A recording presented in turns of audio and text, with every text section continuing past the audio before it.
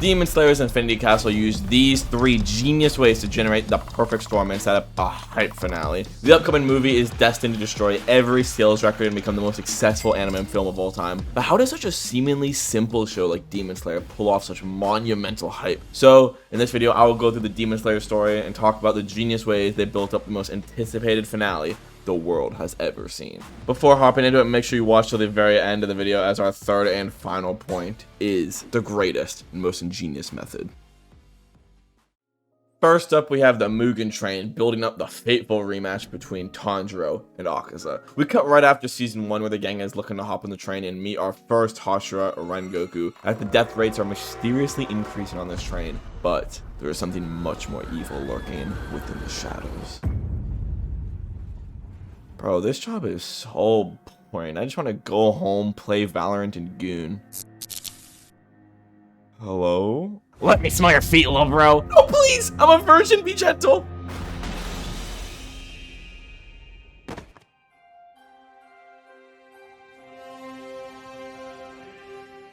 We cut to the start of our story where we for the first time get to meet the Flame Hashira, Rengoku Kyojuro, a loud, honest man that exudes confidence. Basically, it just reminds me of All Might. We cut to the scene where this kid is basically arguing to her grandma that demons don't exist and that she should be thrown into an asylum. And I genuinely do not understand this plot point in Demon Slayer. With how many hundreds of thousands of people died to demons over the last 1,000 years, how do people still not know they exist? And on top of that, why isn't everyone living in a constant state of fear? I would literally be fetal position every night under my blankets with my asshole tight enough it could crush coal into diamonds. But seemingly no one in Demon Slayer land is even the least bit concerned. Like, she's telling this child to not go out at night because there's demons in the most lax, it's not a big deal way possible. Do they not realize they can bust through doors if they want? This is just one thing I never understood in the story. But regardless, we cut a bit later where our goat finds the Mugen Train in the station, and surprise, surprise, there's a demon. Do not worry, guys. Do you know why? Because I am here. Stay back, all of you. I just want to catch a whiff of these toes. Everyone stand back and no one has to get hurt. Alright, little bro. How about this? Put down the boy and maybe you don't die tonight. You think I'm scared of you? Alright, fuck this. I'm out. I found you. How did you catch up to me? Because, demon, you're either perfect or you're not me. Unfortunately for our heroes, this demon was not nearly strong enough to do what the Mugen Train demon allegedly did, so he will be boarding the train tomorrow night to find the real demon. And here's where our main cast finally comes in contact with our goat. Eventually, though, we find out the demon is the train itself. Huh? And I don't know, fucking they, them looking at a demon, put them all to sleep with some kind of magic bullshit. Eventually, though, Rengoku wakes up as the train is being fully attacked by the demon, and these weird fleshy tentacles come out trying to attack him. I don't want to be rude, sir, but I usually skip this part. As our goat bulldozes his way through the train, slicing and dicing every tentacle in his way, protecting his fellow passengers as well as their cheeks. Not long after, Tanjiro and Inosuke kill the demon, ending the nightmare once and for all. Rengoku comes over to Tanjiro, telling him that they succeeded and no one lost their lives.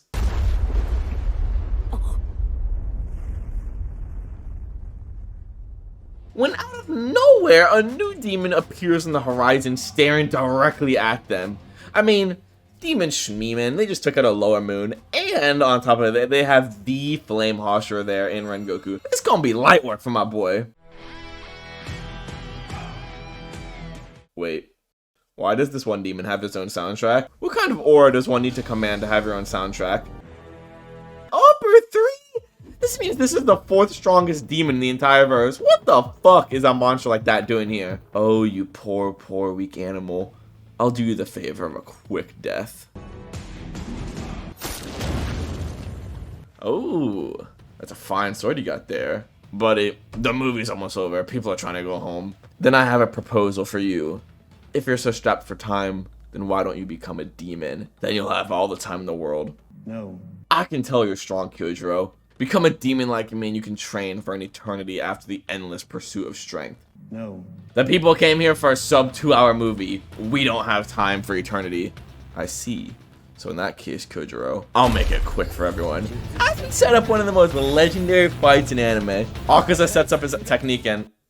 Wait a second. Come on, gang. Let's not all pretend he didn't steal this move from our goat Hiyori in Block Season 2. Like, let's be so for real. They start their epic fight, and off rip they go blow for blow. Tanjiro is just in awe as he can't even follow their movements. Eventually, Rengoku flash steps in front of Akaza trying to close the distance as they go crazy once more. My boy Rengoku hits him so hard he goes flying hundreds of feet into the forest. Damn, my goat. Sadly, though, he hits him right back with an insane hit, sending him blind back into the train. Come on, Kyojuro. Your defective human body can't keep this up forever. Become a demon and join me. No. Let me repeat it again. The movie must reach its end. I will be ending this here and now, as they get right back into the fighting. And then out of nowhere, given one of the best aura lobs in history, is Inosuke. I want to jump in, but I can feel deep down in my bones getting in between those two would be sudden death. Oh, baby, that shit was hard. Sadly for our goat, though, Akaza hits one of the meanest gut punches ever, and he fumbles backwards. Our lord looks beaten, bloody, and bruised to the point where it's seeming to be over. Tanjiro is looking straight up horrified as he knows if Rengoku goes down, then he and all the survivors will perish. So these hundreds of lives are all in the hands of this one man.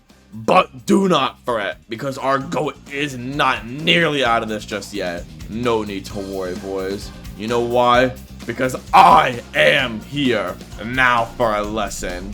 You may have heard these words before, but I'll teach you what they really mean. Holy shit, bro is just oozing from the pores of the aura. You have got to become a demon after all, Kyojuro. Go beyond!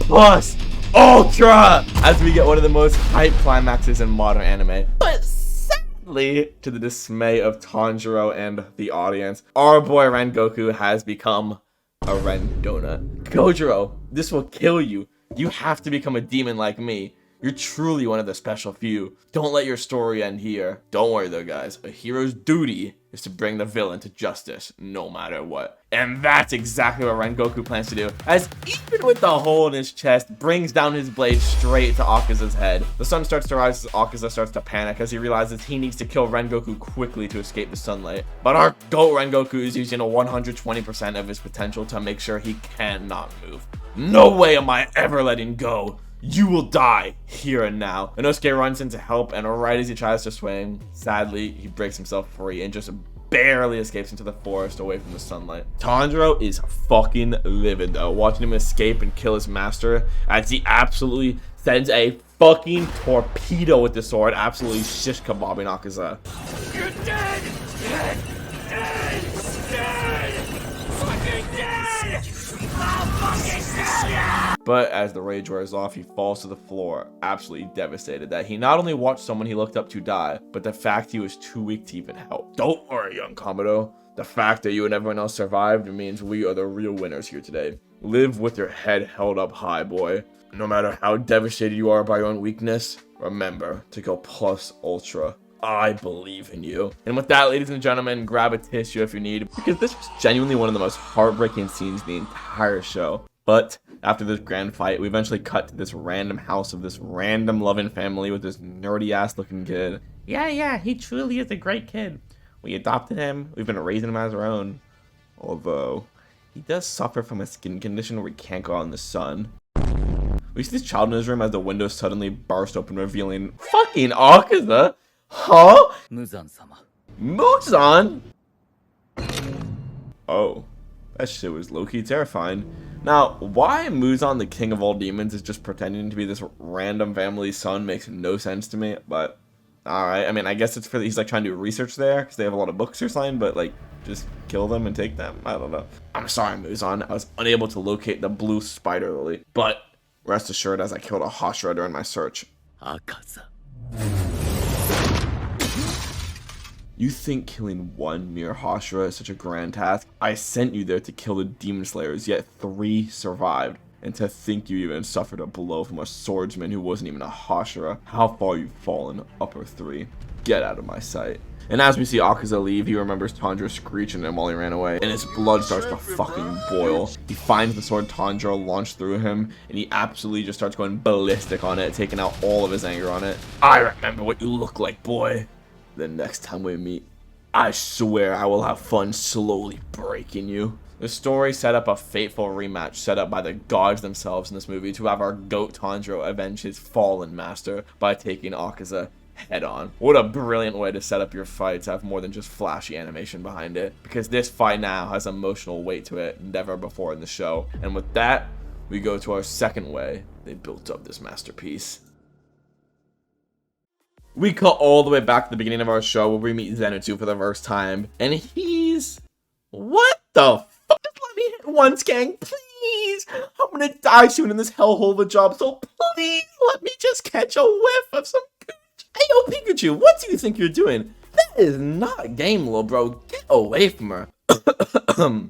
So, don't worry about this bum over here. How about you little real G take you out sometime? Bro, back off! She was just about to let me hit and you ruined it! Stop! You're fat! You're ugly! You're broke! You're desperate! And you smell like cheese! Get away from me! This motherfucker is down to cataclysmic proportions. You owe me some poon since you was just about to let me hit.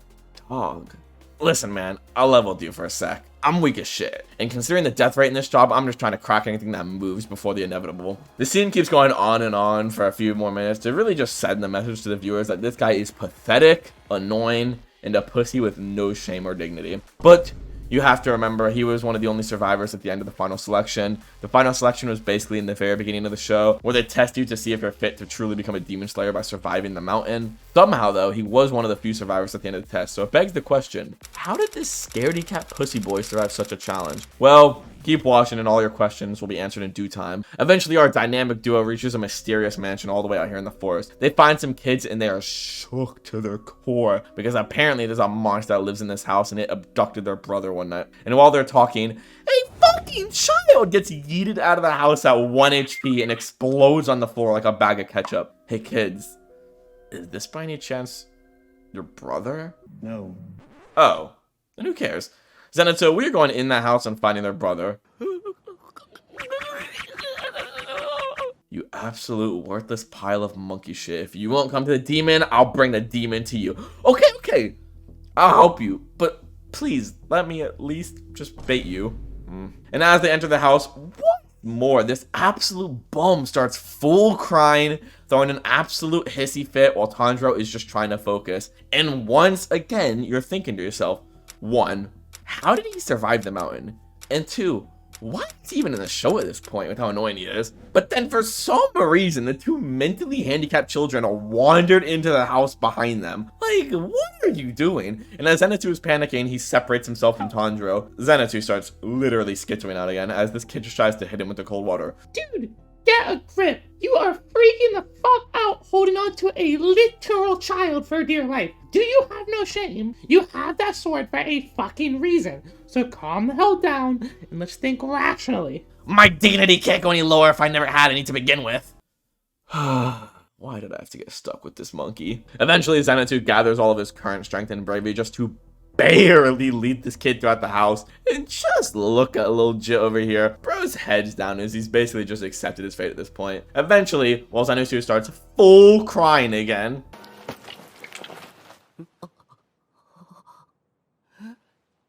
motherfuckers start bolting down the hall as the demon starts launching his tongue at them, trying to get a taste. They eventually fly in the room, and as the demon enters,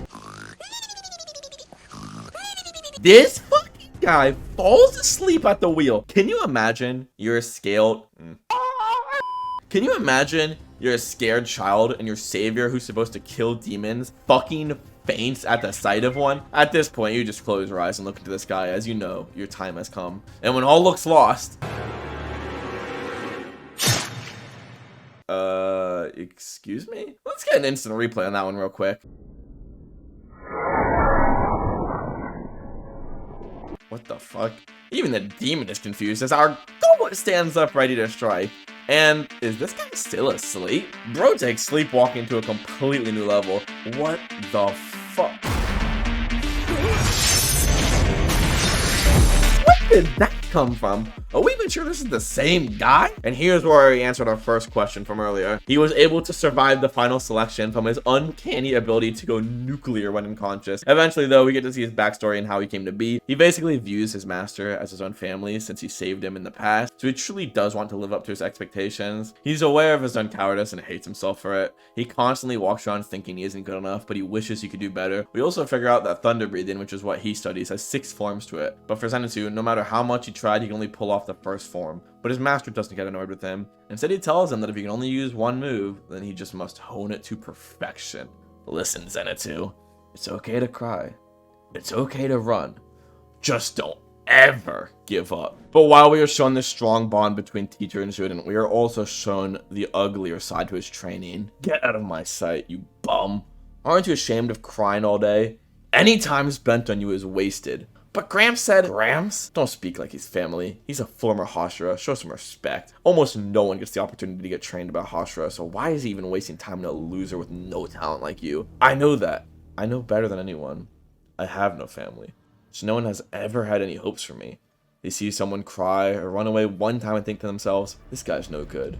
But not Gramps. He was the one person who didn't give up on me and had faith I could accomplish something meaningful in my life. He may have been a bit harsh, but he never abandoned me. And with that, we finally get the full picture on Zenitsu's character. He's not just a shameless scaredy cat who's annoying. He's an annoying scaredy cat with deep shame at his own weakness, but still has a strong desire to live up to the expectations of the one man who believes in him. And with that, we get to watch our goat push past what he thought was possible, taking down demon after demon in the most raw ways possible, even holding his own and slapping an upper moon with his dick. My goat! Whenever Zenitsu closes his eyes, you best pray, as you're about to likely be on the other end of a speed blitzing. And for 4 seasons, Zenitsu kept on being his scaredy cat self, trudging along. But little did we, nor even he know, he was about to experience a generational lock-in, the likes the world has never seen before. We see our goat freaking out as usual until his bird urgently gets his attention, showing him a letter. But what information, dear viewers, could this letter have in store for Zenitsu? A few days go by as we cut to our freshly awakened ore farming demon, sitting on his rock looking oddly more calm than ever before. Hey Zenitsu,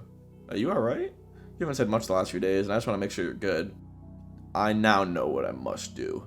It's become crystal clear to me. If there's anything I can do, just let Hanjiro, just focus on yourself.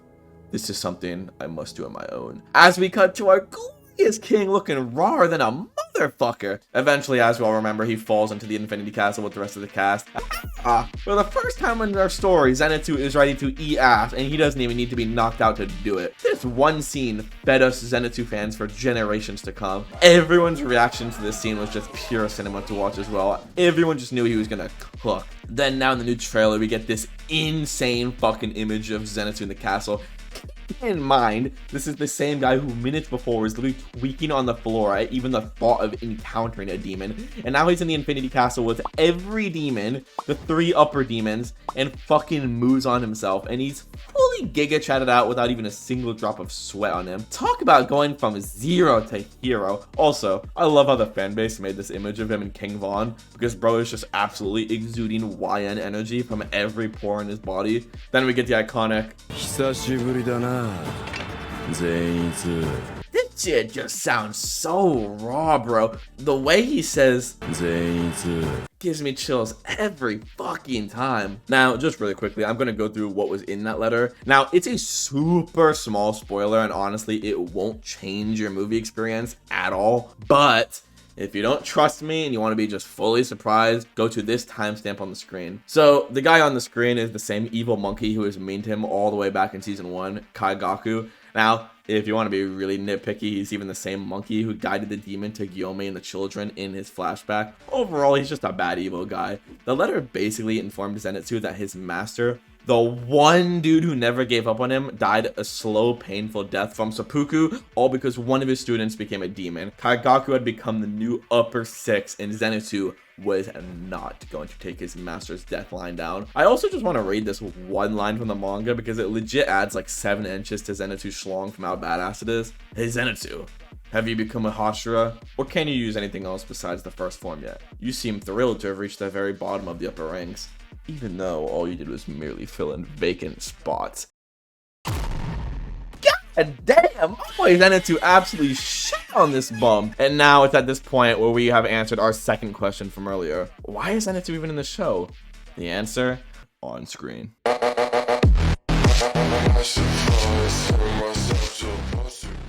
But with that, ladies and gentlemen, we have gotten to our third and final point on how Demon Slayer set up the perfect finale. We've covered how Tanjiro was built up to avenge the untimely death of his master, Zenitsu's journey from crybaby beta male to Giga Chad Mugen champion Sigma male, and now our final point is the season 4 finale's cliffhanger. You want to talk about creating hype? What is the number one way to do so? The answer is a killer cliffhanger. But how does one create the perfect cliffhanger? Well, to find the answer, we will use this secret technique very few students know about. We asked ChatGPT. Okay, so according to ChatGPT, these are the 7 ways to create a perfect cliffhanger. So we will watch the final episode and see if it hits all 7 of these points. We cut to the final episode of season 4 where the main villain Muzan arrives at the Ubuyashiki mansion. Well, I think the better term would be crawls there with how fucking long it took him to get there. It takes him a staggering 2 minutes and 23 seconds of just pure silent walking for him to reach him. They spend like 20 excruciatingly long minutes of just non-stop shit talking one another until the Hashiras are informed that someone broke in and they're all sprinting on their way there. And right as Muzan is about to kill him, Tamayo, what are you even doing here? And here's where Tamayo drops that goddamn hydrogen bomb on everyone watching, dropping the craziest line in the entire show. You absorbed it, didn't you? My fist. What do you think it contained? A drug that turns demons into humans. What the fuck? This episode took an insane turn. Like 30 episodes prior, we were fucking vibing, eating pancakes, and now seemingly out of nowhere, the final battle has started and we already may have hit a checkmate. Genuinely one of the most insane things that possibly could have come out of her mouth. Why would you come here knowing you'll die? My life is meaningless compared to the importance of this, but we get the flashback to figure out that the master had already informed Yomi that Muzan will come within the next 5 days and he should use him as bait to kill him. He knew it would happen because his bloodline had some kind of foresight ability they used to stay alive all these years. But he also tells Yomi that there's a strong chance that cutting Muzan's head off won't kill him, and that he's most likely going to be in a battle of attrition trying to keep Muzan restrained until the sun rises. Once more, Yomi shows why he's the fucking GOAT, literally negative dipping Muzan's attack. This guy is just so raw. And while this is happening, finally, all of the Hashira start arriving to the mansion one by one as they are in horror at all the destruction caused. Last but not least, Tanjiro shows up. This is the man who slaughtered his entire family and turned Nezuko into a demon. It's Muzan! Even if you cut his head off, he won't die. And while everyone is shocked at the sight of Muzan, Tanjiro whips his dick out and wants to throw the fade on sight. All of our Hashira get ready to attack as they charge him. Everyone's on the edge of their seat, frothing at the mouth in anticipation. And then he hits this devious smile. It's at this point where your cheeks physically could not be any more clenched, or the density would summon a black hole in the spot.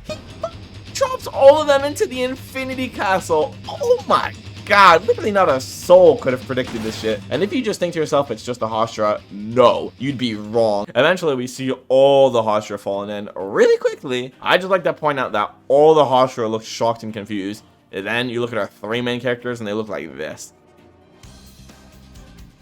All I'm saying is they track for creating one of the best TV episodes ever made. I mean, this cliffhanger was so good. Just look at all these people's reactions. But like I said earlier, let's go back to ChatGPT as well to see if Demon Slayer succeeded at creating the perfect cliffhanger. Number 1, build rising tension. Make sure the scene is already charged with conflict, suspense, or emotion. And so that's 1 down. Number 2, establish clear stakes. The audience should know it's at risk. Well, this is just another slam dunk. It's literally everyone's lives, so that's another layup. Number 3, end at a critical moment. Well, based on the looks of these viewers, I would say so. Number 4, withhold key information. Demon Slayer does this perfectly by not showing you who's falling where or if anyone's okay, so that's another pass. Number 5, use timing to maximize impact. Place the cliffhanger at a natural break. End of chapter, commercial, season finale, etc.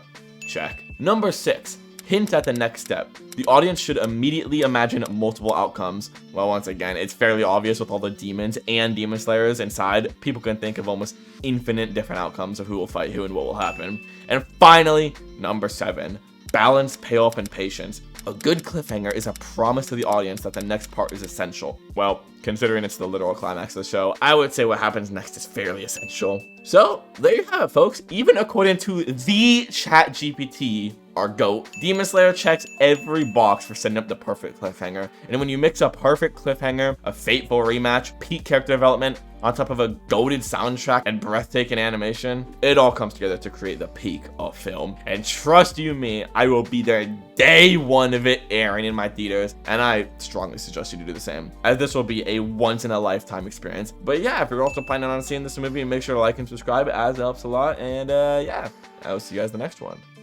Peace.